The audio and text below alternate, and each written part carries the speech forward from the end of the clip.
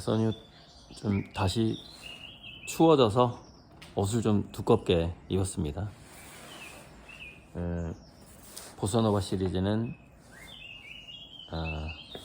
이거는 저를 위한 선물 제거, 그리고 4개는 주문을 받은 거고 하나는 선물로 제주도로 갔습니다. 그래서 이제 그만 할 거고요. 이제 개인전 준비를 해야 되기 때문에 내일부터는 날씨가 풀리니까, 내일부터는, 오늘까지 좀 춥네요. 일기예보를 보니까 내일부터 좀 많이 풀리네요, 날씨가.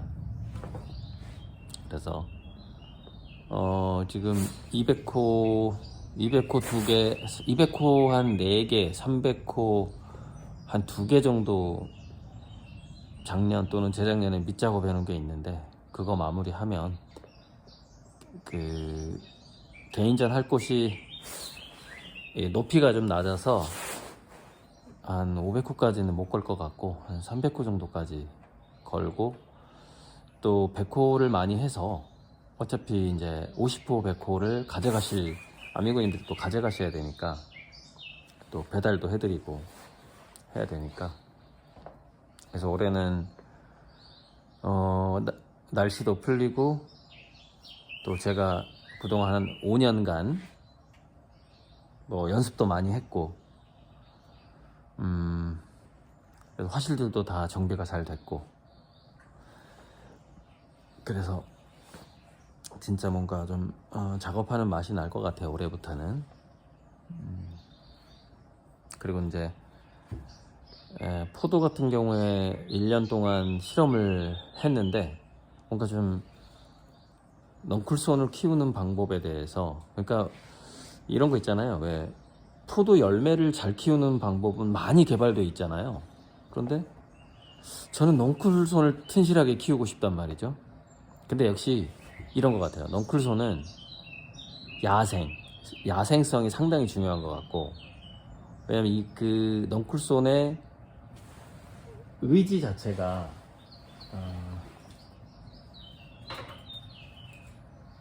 좀 작은 건데, 이렇게 붙잡고 싶다는 이 의지 자체가 강력한 생존의 의지거든요. 그래서 저는 이걸 코나투스라고 불렀거든요. 생의 의지 같은 거. 그래서 나는 이 넝쿨손을 작업을 좋아하는 이유가, 자연물 중에서 생의 의지를 가장 강력하게 보여주는 상징물이다. 상징물이 될 수 있다. 그래서 이걸 좋아한단 말이죠.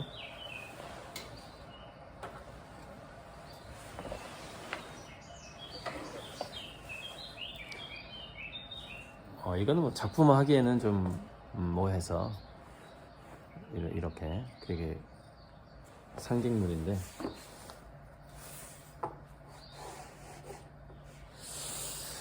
그래서 이제 곧 저기 익산에 있는 포도밭을 가볼 건데, 거기는 야생으로 해놔서 야생은 단점이 뭐냐, 포도가 이기냐 잡초가 이기냐의 싸움이 일어나요. 그래서 포도가 죽어 있을 확률도 꽤 있어요. 저번에 홍수 나서 포도 한 5그루인가가 사라져 버렸어. 아예 그냥 그 흙이 한 이만큼 사라지고 자갈이 쌓였으니까, 아예 그냥 포도 5그루가 그냥 아예 휩쓸려가 버렸고, 그만큼 야생이죠. 그리고 좀 안쪽에 심은 것들이 있는데, 걔네들을 제가 중간 점검, 작년 가을쯤이었나? 중간 점검했을 때, 잡초가 포도를 죽이느냐 아니면 포도가 잡초를 이겨내느냐에 그 엄청난 투쟁을 하고 있는 거예요. 가서 보니까. 그래서 이제 겨울이 지났으니까 가서 어떤 포도가 살아남고 어떤 거는 죽을 수밖에 없었는가, 뭐 그거를 좀 보고, 또 좀 어디다 심는 게 가장 좋을 것인가, 한 2군데 정도 좀 심을 곳이 더 있긴 한데, 그런 걸 좀 이제 선별을 해야 되는 거고, 그 정도 하면은 올 봄에 이제 좀 조치를 하면, 단연간의 연구죠. 저도 어떻게 하면 포도 넝쿨손이 크고 튼실하게 자랄 것이냐에 대해서 뭐 단연간의 농구까지는 아니지만 역시 자연스럽게 내버려 뒀을 때 가장 좀 잘 되는 것 같아요. 그리고 그 자리를 잡은 지 오래돼야 돼요. 그 자리에 심겨진 지가 한 5년 이상에서 아주 오랫동안 커야지 그 나이가 좀 그 자리에 터줏대감이 돼야 얘가 뻗치고자 하는 힘도 상당히 강하다. 이제 그런 것들이 좀 경험이 되죠. 네. 그래서 이제 보사노바 주문은 이제 더 이상 안 받을 거고 그러니까 제가 그리는 가필 진품이나 뭐 아트 상품이나 뭐나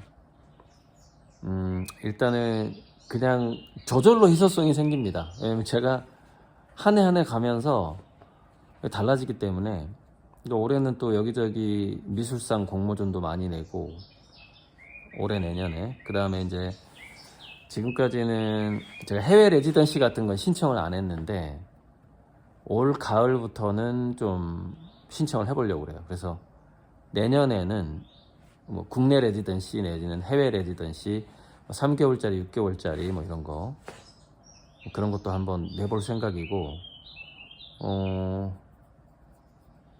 그 레지던시에는 뭐 이런 거예요. 제가 뭐 이런 작업하고 있다 뭐 이런 거 농구 이런 것도 하고 있고 눈동자에 우주도 하고 있고 보여주는 거죠. 그냥 이렇게 보여주면 그 레지던시를 운영하는 기관이 약간 그 국가문화부에서 하는 레지던시도 있고 그 다음에 기업에서 하는 경우가 많아요. 또 뭐 위스키 회사, 항공 회사, 가구 회사 뭐 있어요. 되게 많은데 그 레지던시마다 원하는 어떤 화가의 스타일이 있어요. 그러니까 제가 제 그림 스타일이 어떤 회사랑 맞을지 모르는 거죠. 그래서 뭐 와인 회사다, 와인 회사가 운영하는 레지던시가 있고 뭐 그래요. 그리고 아주 오래된 근데 전통적으로 뭐 자동차 회사, 비행기 회사, 그리고 뭐 무슨 농업 회사일 수도 있고 큰 회사일수록 그 사회공헌 차원에서 화가들 레지던시를 모집을 해서 후원을 해주고 전시를 열어주고 단 플러스 알파가 있죠. 만약 그 화가들의 어떤 유명세라든가 그림을 자기 회사에서 이렇게 활용을 하죠. 이렇게 아주 좋은 조건으로 이제 이렇게 후원이지만 완전히 후원이라는 것이 그렇게 완전 공짜는 아닌 거죠. 서로 윈윈이 있는 거죠. 그래서 그런 거 잘 알고 있었는데 이게 좀 제가 좀 이사에 질려버려가지고 그동안은 아무튼 이렇게 움직이는 걸 별로 선호하지 않았는데 또 이사에 질리긴 했지만 또 이사에 익숙하기도 해요.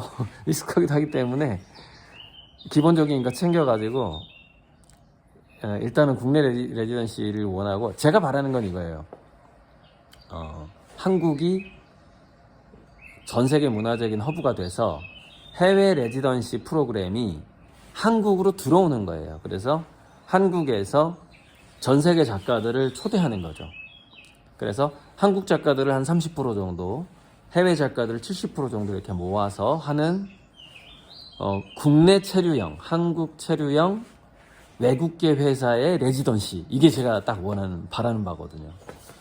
근데 그게 지금 해외 화랑들도 많이 들어오고 있지만 해외 레지던시 프로그램들도 한국으로 들어오고 있는 추세로 보여요.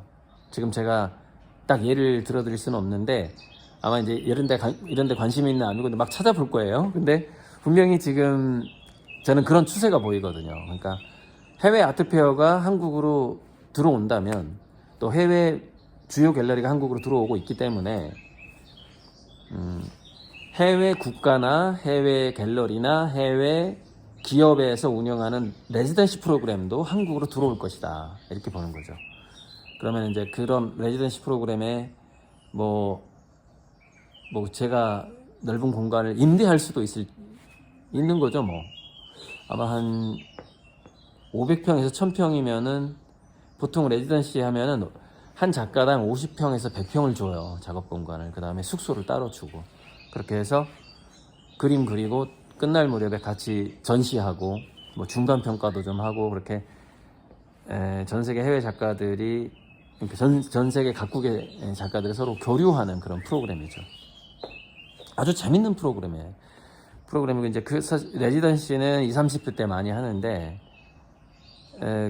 그런데 또 뭐 꼭 갈수록 나이를 따지지는 않아요. 중요한 거는 자기들이 원하는 작품이냐 아니냐, 자기들의 컨셉과 맞느냐, 이런 게 좀 중요한 거죠.